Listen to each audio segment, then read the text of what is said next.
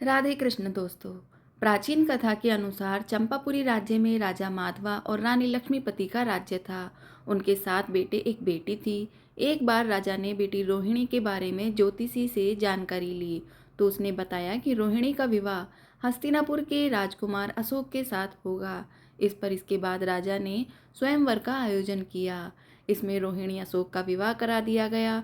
बाद में रोहिणी अशोक राजा रानी बने। एक समय हस्तिनापुर के वन में श्री चारण मुनिराज आए। उनके दर्शन के लिए राजा पहुँचे और धर्मोपदेश ग्रहण किया।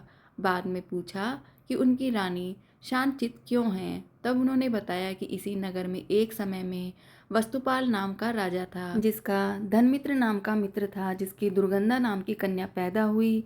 लेकिन धनमित्र परेशान रहता था कि उसकी बेटी से विवाह कौन करेगा। लेकिन बाद में उसने धन का लालच देकर वस्तुपाल के बेटे श्रीसेन से दुर्गंधा का विवाह कर दिया। इधर दुर्गंधा की दुर्गंध से परेशान होकर श्रीसेन 1 माह में ही कहीं चला गया। इसी समय अमृतसेन मुनिराज वहां आए। धनमित्र और दुर्गंधा उनके दर्शन के लिए पहुंचे।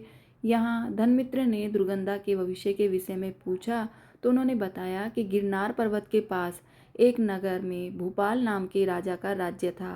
राजा की सिंधुमती नाम की रानी थी। एक दिन राजा रानी वन जा रहे थे, तभी मुनिराज को देखा तो रानी को घर लौटकर आहार की व्यवस्था करने को कहा। रानी घर तो लौट आई, लेकिन गुस्से में मुनिराज के लिए कड़वी तुम्बी का आहार तैयार कराया। इससे मुनिराज को बहुत कष्ट हुआ और उनकी मृत्यु हो गई।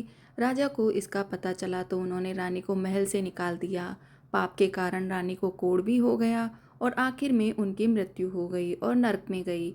यहाँ दुख भोगने के बाद पहले वह पशु योनि में उत्पन्न हुई और बाद में तुम्हारे घर दुर्गंधा नाम की कन्या के रूप में पैदा हुई। इस पर धनमित्र ने ऐसे व्रत के बारे में पूछा जिससे उसका पाप कटे, जिस पर मुनि अमृतसेन ने रोहिणी व्रत का महत्व और विधि बताई। दुर्गंधा ने ऐसा ही किया और संन्यास व मृत्यु के बाद स्वर्ग को गई।